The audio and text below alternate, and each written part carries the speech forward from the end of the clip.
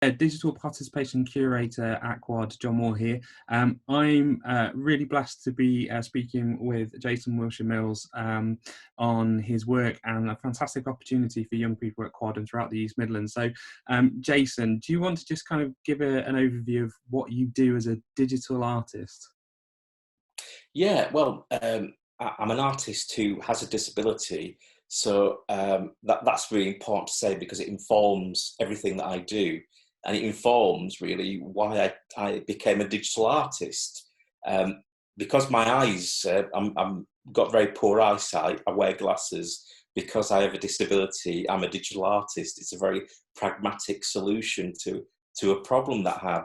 I wanted to make big art, and I couldn't anymore because my body didn't work in the way that I wanted it to do, and didn't want to do the things I wanted it to do. So I found another solution, and I fully embrace the pixel now, and it's opened up this kind of magical world of making sculptures that are interactive and move, and light boxes that you can go inside and become part of a very immersive experience. But more than that, it's given me an opportunity to work with communities that you probably wouldn't associate with digital technology, i.e. sort of communities of people with learning disabilities. And that's been magical for me. So I kind of, I'm on this quest to record stories, literally with this wonderful portable studio thing that I have. And that is becoming part of evolving as we speak into my first VR fully immersive video game that's going to depict some of these stories, but in a world that's kind of about disability, but as seen through the eyes of. Imagine if Hanna-Barbera had got hold of this kind of Ken Loach, really. And said, Ken Loach, want to make some programs for children, or whatever, with psychedelic colours. That's the kind of thing that I'm so kind of socially conscious, but with lots of references to my own childhood and growing up in the 1970s and watching these crazy kind of programs. So we're having creating this wacky racist type game that you have to lose in order to win. And the race takes place in those old-fashioned three-wheeler blue mobility vehicles that disabled people had to use. That we're giving them a bit of a bling and stuff, but we're taking people through the kind of experience of what it is to apply for benefits as a disabled person, and which sounds incredibly dry, but when you're working with the kind of groups I'm working with, they go off and tell me beautiful stories about themselves, which I'm integrating. So it's a really rich, very human, a very humorous piece of work that about the driest thing imaginable, and the thing that probably could drive you crazy, but it's kind of joyous. It becomes something else. And that's the thing. I mean, your work is really bright and colourful, and I know that you've started kind of creating on iPads, and you've moved into more 3D, more sculptural, more printing, and now this video game. But because of the nature of the way you work, it's very participatory at the same time, and you incorporate your participants in the work itself. Absolutely. Well, I went to work. I did a residency for a year with a group in Corby, and they completely changed my life. Absolutely changed the way that I viewed making artwork, everything. And I met people like Anthony, this character, this guy that I worked with has become famous because everywhere that I go, I talk about him. And people actually, when I was in Dorset, saying, "What's Anthony up to? What's he doing?" And I tell them about, him telling me that he was a member of Oasis. He was the brother of Noel, and that Oasis were going to perform at Corby Town Centre. 10 minutes, 5 minutes, 2 minutes with Anthony, you've got enough material for artwork for the rest of your life.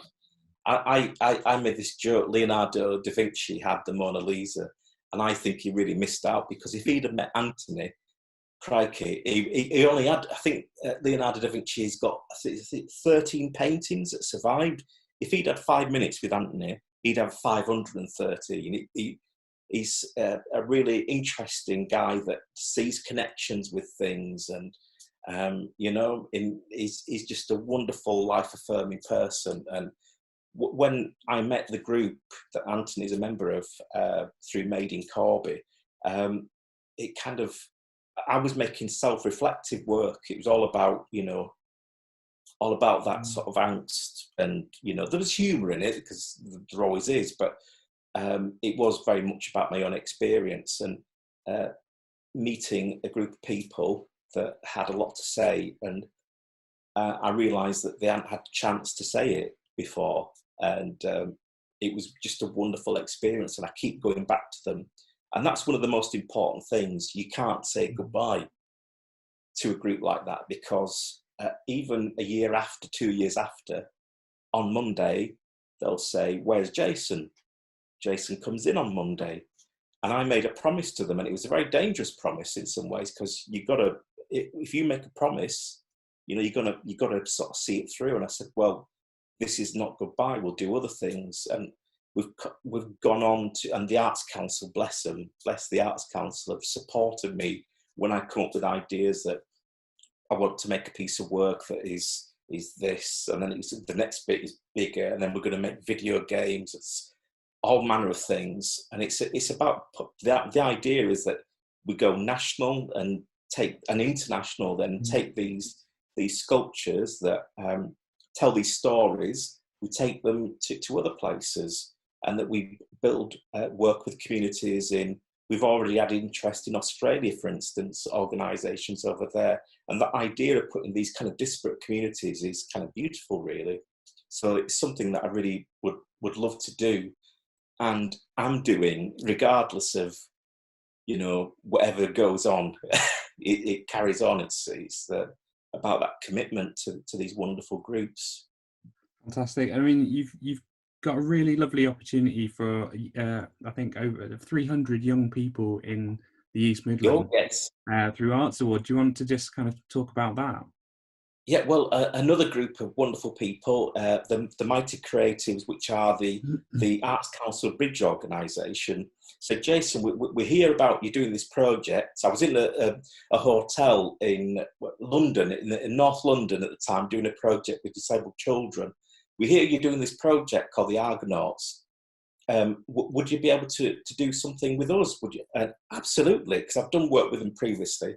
We've got a little bit of funding, so you'll be able to go into schools and work with, particularly, I know you've got a focus about working with disabled children and young people. And so it was all set up, and obviously things, this world event took place that's changed things slightly, to put it mildly. So what I decided to do was, well, I'm stuck at home. I'm a digital artist, so let's use some of that technology, really basic technology, you know. Where I'm sat now, I made a little film of, if you want to take part, these are the things that you can do, and you know, we'll sort of go from there. And the next question is, what things can we do? Yeah, the things you can do is, I'm designing this video game. I'm creating a world that's influenced by childhood games, cartoons from America, all those kind of things. The Beano meets I, Daniel Blake. That's what we're going for. But I want colourful characters. And I want characters, children and young people, to create characters at home in pen, paper, whatever they can find. Could be digital if they've got one of these, or an iPhone or whatever, an iPad or whatever. But pen and paper is cool. That's fine.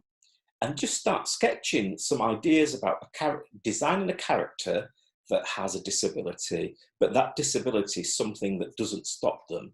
So they can make this character into kind of a superhero. So I want he or she to be very colourful. They can have their disabilities, also their super ability. So, for instance, like runners at the Paralympics have these amazing kind of blades that make them run as fast or even faster than people, you know, mainstream athletes. They could do something like that, or they could create a wonderful kind of machine that could give you super hearing if you were hearing impaired, or something like if you were visually impaired, that would give you sonar so you could see like a bat, you know. And so there's all those things that it can do, but I want it to be kind of humorous and colourful, and get as many ideas and, you know, little notes about, you know, what the superpowers are. So that's one thing I want people to do. The other thing is I want them to have a look.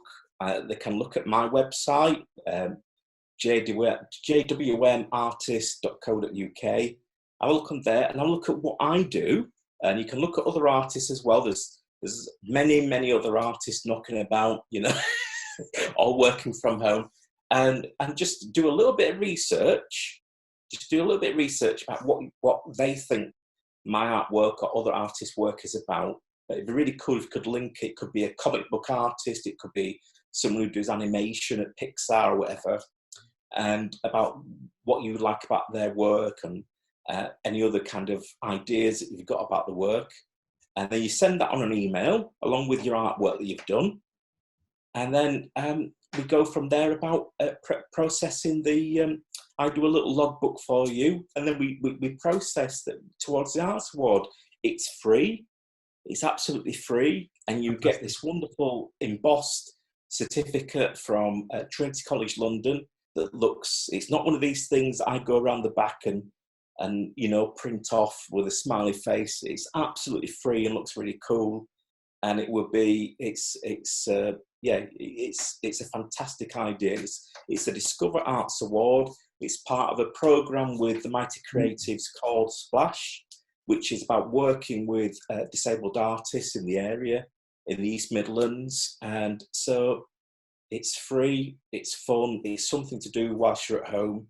And you get to sort of interact with an artist, you know, you get to ask questions, you know, it's fun. It's what couldn't be more better than that, really. It's such a great idea. And it's on for the next sort of 3 months. So there's plenty of time to do it, because it only takes about 15 to 20 hours to complete the Arts Award.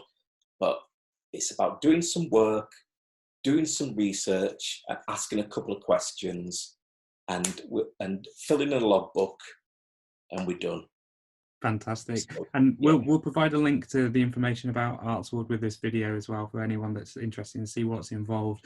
And what a fantastic opportunity, not also to do the Discover Arts Award, but also to kind of help influence your work as well. Because I mean, if they don't know your work, if they go and look at your website, they'll see the fantastic colourful characters both in visual and in caricature, and get some inspiration there, because they're really fantastic icons for the work that you do and the people that you work with.